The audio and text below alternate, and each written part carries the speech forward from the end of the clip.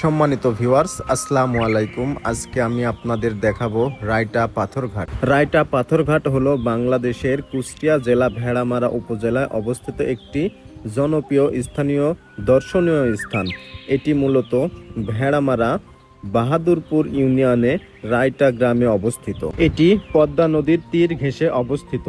ভেড়ামারা উপজেলা সদর থেকে এর দূরত্ব প্রায় 15 থেকে 20 কিলোমিটার। নদীর তীরবর্তী হওয়ায় এবং পাথরের উপস্থিতি থাকায় জায়গাটি একটি প্রাকৃতিক সৌন্দর্যমণ্ডিত স্থান হিসেবে পরিচিত।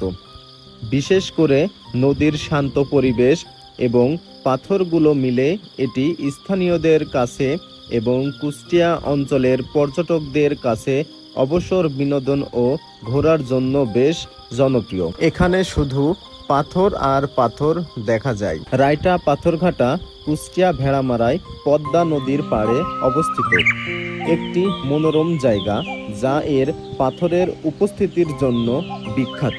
ভিডিওটি ভালো লাগলে অবশ্যই লাইক, কমেন্ট, শেয়ার করে সবাইকে দেখার সুযোগ করে দিবেন। ধন্যবাদ।